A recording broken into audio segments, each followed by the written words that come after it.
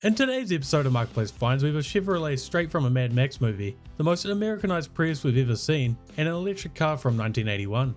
Here we have the car that screams you couldn't afford a Camaro, and your mum wouldn't let you get a neon RT. It's a 1999 Dodge Avenger with a funky body kit. Oddly enough, I don't mind the paint job, but holy hell, what is that wing on the back? And we all know that's not doing anything with the 160 horsepower it makes. The body kit looks very 90s, and seeing as it was a 99 car, I guess we'll have to give it a pass. Moving on to the interior, reveals that it's unfortunately an automatic and not one of the rarer 5-speed manuals. This one even happens to have a V6 badge on the dash, just to rub it in further as you get passed by a great sounding V8. The owner's after $3,000, and considering it's been taken care of, isn't too bad. Here we have a death trap on wheels that only gets worse the further we get into the photos. It was originally a year 2000 Polaris Sportsman ATV, but as you can see now, has what looks to be a kid's toy Ram truck body sitting on it. Other than that, you can see it's got some other custom work such as a big lift, tyres, an uncomfortable looking seat, and my favourite part, the bent handlebars and scuffed cockpit. The engine has unfortunately blown in typical Polaris fashion, and just ignore the rusted chain and brake rotor like the current owner did, and you'll be fine. To be fair, the owner is only after $500, so make sure your 12-year-old kid doesn't see this unless you want a useless garage ornament for the next 12 years. This next vehicle gets a clown sticker, as I think the owner might be just a little bit delusional. For some reason the owner thinks this is a great starter car for someone to do up, but man will that person be in for a ridiculous amount of work. They are selling this 1997 Acura Integra, which are usually great cars, but as you'll soon see, this one has had a bit of a rough time. Not only does the paintwork have about 5 different colours on it, there's also a bunch of rust issues popping up, and I bet it's bad underneath. Even better is that it's just a rolling body, having no engine or transmission, which doesn't scream a great starter car for little Timmy who just got his first paycheck. The interior looks better than what I expected, with a few interior trim pieces lying around, but not much else to complain about. It has done just below 140,000 miles, and the owner is looking for $1,500, but considering the amount of work it will need, it's probably only worth it for parts. I don't think there's a more patriotic paint job that exists in the United States than on this 2008 Toyota Prius. Right off the bat, we have the legends Elvis Presley and Johnny Cash front and center on the hood, seemingly singing a duet on what looks like a beach. But moving on from them, we get into the more patriotic side as the car is covered in tanks, helicopters, jets, and even a bald eagle ripping through an American flag. The words United States Pride is plastered down the side, which I feel would suit a lot better being on an old Ford F-150 instead of a hybrid Toyota, but hey, when you spend 10 grand on the paint job, you have to cut costs. It has a huge 180,000 miles, and unfortunately the battery has just died in it. The owner is asking for $2,500 and says the replacement batteries cost about the same, so if you want to be the least bullied Prius driver, you'll be looking at around $5,000. This next vehicle gets my garage gold ribbon of approval for being such a weird and unique vehicle. What we have here is a 1986 ZBR Develino 250. I definitely butchered that name, but they were a rare microcar only made for 2 years in Switzerland. As you can see, they basically look like a mini Jeep that's barely big enough for 2 people.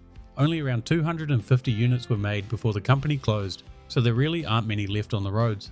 They have a 250cc 2-stroke engine, making a massive 13 horsepower, and can reach a speed of only up to 56 miles per hour. They came in manual only and weighed only 750 pounds or 340 kilograms. I honestly love the styling of this little beast of a car and would happily pay the $11,000 asking price if it wasn't located in Switzerland. I think this next vehicle probably has the world record for being rented out by kids named Hunter, Ryder and Tanner, and if there was a Fast and Furious Redneck edition, this would be the star of the show. It's a 2007 Ford F650 that, as you can see, has undergone an insane amount of work to stretch it into a huge limousine. It's possibly longer than any other limos I've ever seen fitting up to an insane 24 passengers, so it's got plenty of space for you and your cousin's wedding. It has the 5.9 litre Cummins engine that probably gets 6 miles to the gallon at best, but at least it's good for towing all the extra weight around. I hate to say it, but the interior actually looks great. There's a lot less boot mud on the floor than I expected, and the crazy stretch definitely gives it a lot of room. The owner is after $30,000, and I honestly have no idea if that's worth it or not, so let me know what you think in the comments. This rolling mailbox looking vehicle is a 1981 EV commuter car, one of the early fully electric vehicles that has now become a weird collector item. About 2,300 of these were made, but have become super rare over the years. The The top speed was around 50 miles per hour, but it only had around a 30-mile range, so it was pretty limited in distance. If you're over 5'10", I wouldn't even bother trying to buy one, as you can see the steering wheel is already taking up most of the seat space. This one even has a little sunroof, which is great considering they had no air conditioning and even no reverse gear. It seems to be in great shape, but the owner has given up after trying to get it running for the last 3 years, so it does come with some issues. They are after only $5,000, but it's been listed for a few months now, so I'm sure they'd take less. I thought I had good knowledge about Nissan vehicles, but I had no idea what this one was. It's a 1992 Nissan Figuro, and from the outside design I think most people would think it resembles a 60s car more than the 90s. They only made 20,000 of these and were only ever sold in Japan, so many didn't make it to the US because of the import rule. They had a small 1-litre turbocharged inline-4 engine that produced a tiny 76 horsepower, but to be fair, they only weigh 1,800 pounds or 800 kilograms.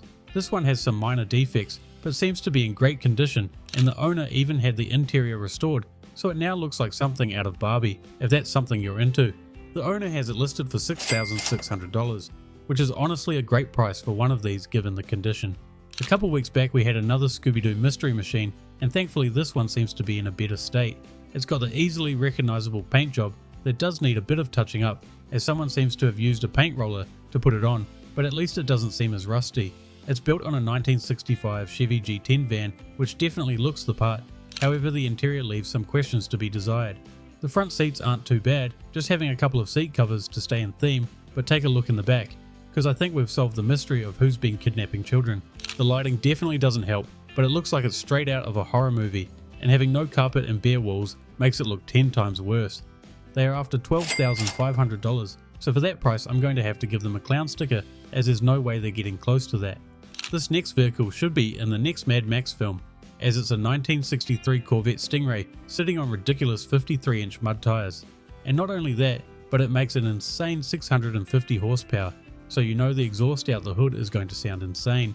As you can see, it's got a huge suspension lift and set up to fit the huge tyres, and the interior is now basically fully redone with a roll cage throughout.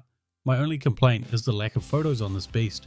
They are after a huge $55,000, and considering it's been listed for almost 30 weeks, is definitely asking for too much. I usually slam on these Lamborghini Kit cars, but I have to say the cartoon styled paint job is somewhat refreshing. Most of the other Kit cars we see usually have horrific paint jobs, as the owners unsurprisingly try to cut costs on that too. And although this one isn't perfect, it definitely looks much better. Whoever painted it has definitely taken their time, or at least had a professional paint it, as it looks well done. The kit is sitting on a Figuro frame that has reportedly had over $40,000 worth of work put into it, and it even runs and drives great according to the owner.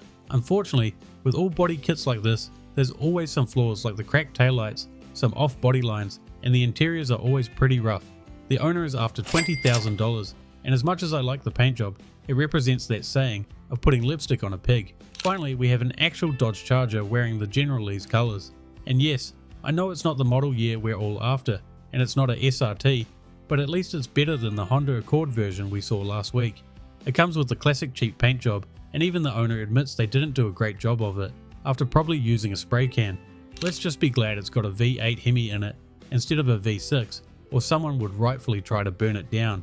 The interior looks as you'd expect, with cracks and rips all throughout, but we'll just have to chalk that down to damage from jumping it, and it's nothing that duct tape on the passenger seat there can't fix.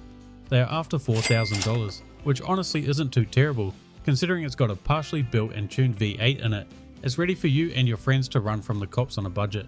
If vehicles could talk and tell their stories, I'm not so sure I'd like to hear what this one has to say. This 1963 Ford F350 hippie bus conversion was probably at Woodstock, and how even one of you viewers may have been conceived on one of those seats in the back. Quite possibly the hardest car to road rage at, being covered with this floral design and love and peace. Who wouldn't want to drive this beast around? But you won't be getting anywhere quick in this thing, not only because it's slow, but because the police will probably pull you over for a drug search every 30 minutes or so. It does have an AC unit, upgraded batteries and wiring, all ready for those road trips. The owner is asking for $8,500, and considering it's been up for the last half a year, is asking for too much money. Next up we have this 1971 Volkswagen Beetle rat rod project. A lot of time and effort has gone into this vehicle by someone who is extremely skilled at metalwork, and most of it seems to already be done. Especially this interior photo that highlights the amount of hours that must have gone into building it up. It does still need an engine, brakes, paint and interior, but I'm sure it will be awesome when it's done. You can even see the seller has another one sitting in his garage to get inspiration from. They are after $6,600, which seems a bit steep, but might not be far off from what someone who's looking for a rat rod project might be after. It wouldn't be a garage gold video without a homemade trike, and honestly this one seems pretty solid. It was built in 1992 and is powered by a legendary 440 big block that I bet sounds amazing and probably has a whole lot of power for the weight of this thing. The exhaust headers act as a step up onto the trike, just don't sit your boots on there or you'll melt them, but at least it doubles as a barbecue if needed. The handlebars look almost comically long as they stretch over the huge engine all the way to the driver, and I wonder if it handles any good in the setup. However, the owner is after an insane $15,000, and I just think there's no way they're getting that much. I know the 440s are getting rarer, but still that doesn't add up to 15 grand. Not so much a strange find, but definitely a cool listing as a sweet looking 1923 Model T bucket. As you can see, it has undergone extensive modifications that there's honestly not much left from 1923. It's got all new suspension, brakes, paint and so on. It also has a 327 Chev in it, so it has plenty of power for what is probably an insanely light vehicle. The seller has unfortunately had some health problems that popped up, so they have to sell their pride and joy with great regrets and has listed it for $30,000. I'm unsure of what these go for, so let me know if it's a good price or not. Thanks for watching another episode of Garage Gold. I hope you enjoyed. Remember to like and subscribe. Also, if you find a funny or interesting car, you can send it to us using our Instagram or our email. And thanks for everyone who's given us tips. We're still trying to figure out how to run this channel, so any advice we appreciate. Thanks for watching. I'll see you guys in the next episode.